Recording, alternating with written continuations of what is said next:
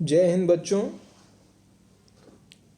आज हम पुनः एक बार फिर से कक्षा 8 रिद्धि संस्कृतम जो संस्कृत की किताब है आपकी, उसका 10वां पाठ का नाम है सूर्यदेवस्य जयः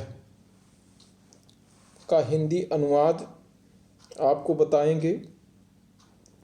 सूर्यदेवस्य जय, सूर्य देवता की जय। पाठ का जो विषय है आज का वह अहंकार से संबंधित है। व्यक्ति को अपने जीवन में अहंकार नहीं करना चाहिए, ऐसी मान्यता है। लोग कहते भी हैं कि अहंकार भगवान का आहार होता है। तो आइए पाठ को देखते हैं। सूर्यदेवस्य जय का हिंदी अनुवाद। एकदा पवन देवः अहंकारम उपागतः। एक बार पवन देव को बहुत अहंकार हो गया। एक बार पवन देवः अहंकारम उपागतः। एक बार पवन देव को बहुत अहंकार हो गया। सह आत्मानं देवेश श्रेष्ठतरः मन्यते स्म। सह माने वह, वे, आत्मानं अपने आप को, देवेश देवताओं में, श्रेष्ठतरः श्रेष्ठ, मन्यते स्म मानने लगे थे। वे स्वयं को, अपने आप को देवताओं में श्रेष्ठ मानने लगे थे। सह सर्वदा सर्वेषां पुरतः आत्म प्रशंसां करोति स्म। वे सबसे अपनी प्रशंसा करते। सह माने वह या वे, सर्वदा हर समय, सर्वेषां सभी से, पुरतः आत्म प्रशंसां करोति स्म हमेशा सबसे अपनी प्रशंसा करते रहते थे। सह वह सर्वर्थ कथयत स्म। वे हमेशा सभी को कहते थे, यत मम कारणात् देव जना जीवन्ति।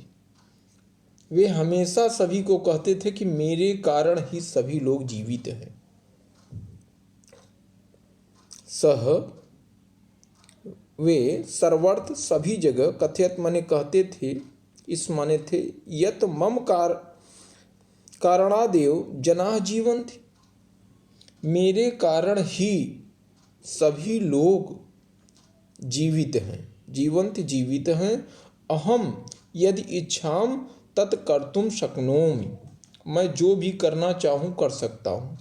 अहम माने मैं, यदि इच्छा मेरी जो भी इच्छा हो, तत् कर्तुम शक्नोति वो कर सकता हूँ। पवन देवस्य एताम स्थितिं दृष्ट्वा सूर्यदेवः पवन देवं बोधयन् अकथयत्। पवन देव की ऐसी स्थिति देखकर, पवन देवस्य एताम स्थिति दृष्ट्वा, पवन देव की एताम इस प्रकार की स्थिति को दृष्ट्वा देखकर, सूर्यदेवः पवन देवः बोधयन् अकथयत्। सूर्यदेव ने पवन देव को संबोधित करते हुए कहा।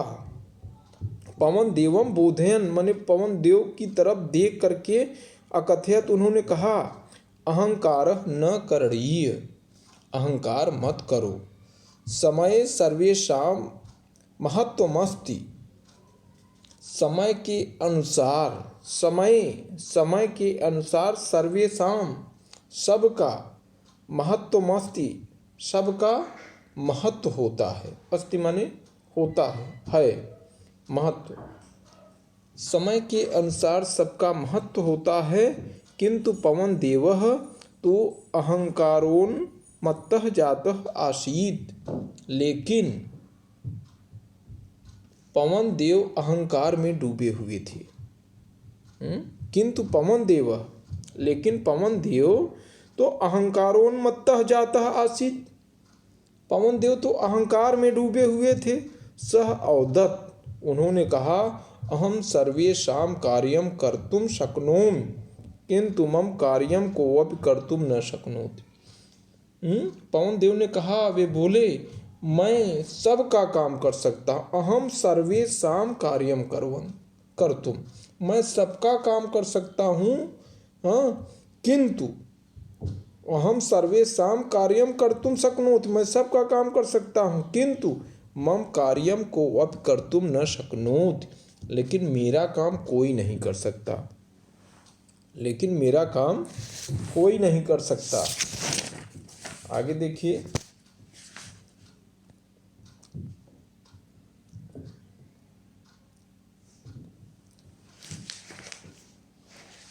मेरा काम कोई नहीं कर सकता। पवन देवस्य वाक्यमिदं श्रुत्वा सूर्यदेवः अकथयत्। पवन देव की इन बातों को सुन करके, पवन देवस्य वाक्यमिदं श्रुत्वा, पवन देव के इन बातों को सुन करके, इन वाक्यों को सुन करके, सूर्यदेवः अकथयत्, सूर्यदेव ने कहा, अस्तु त्रहि आवाभ्याम एकाम प्रतिस्पर्धाम करणीयाम। ठीक है, सूर्यदेव ने कहा कि ठीक है, अस्तु ठीक है, त्रहि आवाभ्याम एकाम प्रतिस्पर्धाम करणीयाम, तो फिर हमारे बीच एक प्रतियोगिता होनी चाहिए। त्रहि आवाभ्याम हमारे साथ एकाम माने एक, प्रतिस्पर्धाम करणीयाम हमारे साथ एक प्रतिस्पर्धा होनी चाहिए, एक प्रतियोगिता होनी चाहिए। यदि, आगे उन्होंने कहा कि यदि भवतः जयः, यदि आप जीत जाते हैं, यदि भवतः जयः, यदि आपकी विजय होती है तो, भविष्यत माने विजय होती है तो, त्रय अहम भवन्तः गुरु मनिष्यते, यदि आप जीत जाते हैं तो, यदि आपका विजय होती है तो मैं आपको अपना गुरु मान लूँगा। त्रय अहम भवन्तः गुरु मनिष्यते, तब मैं आपको अपना गुरु मान लूँगा। और आगे उन्होंने कहा, किंतु यदि मम जयः भविष्यति त्रहि भवान अहंकारम त्यक्षयति। किंतु यदि मेरी जीत होती है तो, यदि मैं जीत जाता हूँ तो, यदि जीत मेरी होती है तो आप अपना, जय मेरी जीत होती है तो, भविष्यत माने आप, त्रहि भवान तो आप अपना अहंकार, अपने अहंकार को त्याग देंगे, अपने अहंकार को छोड़ देंगे। पवन देवः इदं पणम स्वीकरोति, पवन देव ने इसे स्वीकार कर लिया। पवन देव ने इदम, इस प्रतिस्पर्धा को, पणम स्वीकरोति, इसको स्वीकार कर लिया। सूर्यदेवः पवन देवः हिमालय नयति। सूर्यदेवः, पवन देव ने इसे स्वीकार करने के बाद सूर्यदेव पवन देव को लेकर हिमालय पर आ गए। सूर्यदेव ने पवन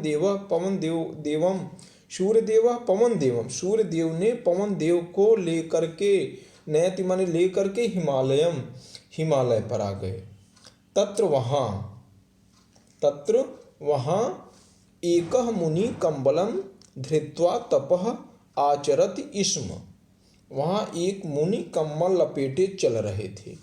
वहाँ एक मुनि कम्बलम धृत्वा, कम्बल लपेट करके, धृत्वा तपः आचरत स्म, चल रहे थे, तपस्या कर रहे थे। वहाँ एक मुनि कम्बल लपेट करके तपस्या कर रहे थे। सूर्यदेवः पवन देवः तस्य कम्बलम अपसारयितुम।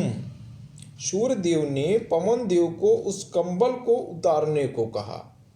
सूर्यदेव ने पवन देव से, तस्य माने उस कंबल को, अपसारयितुम उतारने के लिए कहा, कंबल को उतारने के लिए कहा। कथयत माने कहा। पवन देवः, आगे देखिए, पवन देवः बहु प्रयासम करोति किंतु सह कंबलम अपसारयितुम न शक्नोति। पवन देव ने बहुत प्रयास किया।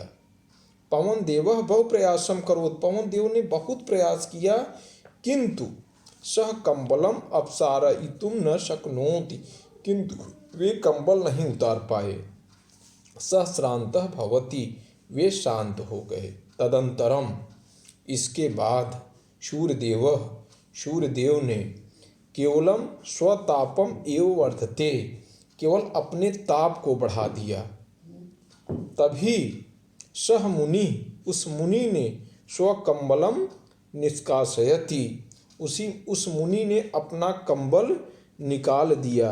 इदम दृष्टवा, यह देख करके पवन देव लज्जितः भवति, बहुत लज्जित हो गए, बहुत लज्जित हुए।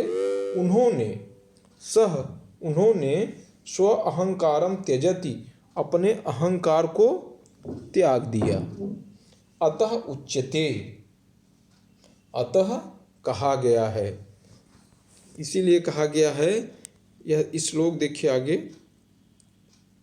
श्रीमद् भगवद गीता में श्री कृष्ण ने अर्जुन से कहा कि दंभो दर्पो अभिमानश्च क्रोधः पारुष्यमेव च अज्ञानम चाभिजातस्य पार्थ संपदा मासुरीम।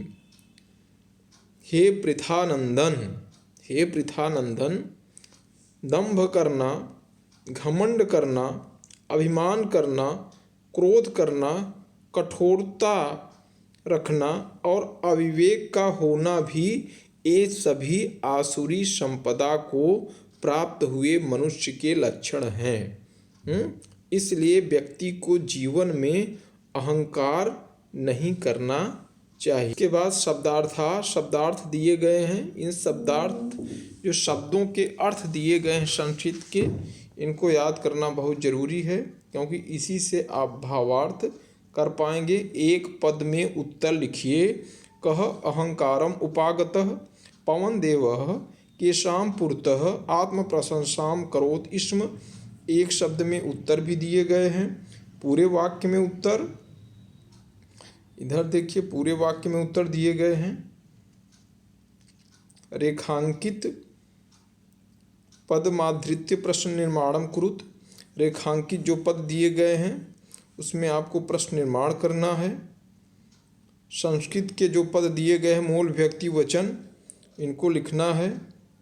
घटना के अनुसार संयोजन को पुनः लिखना है और दिए गए चित्र में रंग भरिए व दिए गए शब्दों की सहायता से 5 वाक्य लिखिए।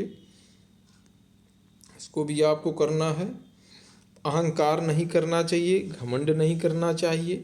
देखिए, चलने वाले पैरों में कितना फर्क होता है, एक तो आगे एक पीछे, लेकिन न तो आगे वाले को अभिमान होता है और न ही पीछे वाले का अपमान, क्योंकि उन्हें पता होता है कि कुछ ही समय में यह स्थिति बदलने वाली है। इसी को जीवन कहते हैं।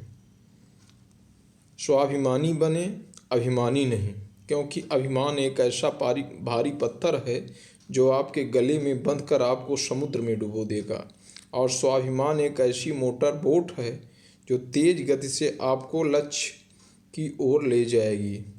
तो निश्चित रूप से आप इस पाठ को समझ गए होंगे, और आप भी एक बार इसका हिंदी में अनुवाद करें और प्रश्न उत्तर फेयर कॉपी में लिखने का प्रयास करें। धन्यवाद।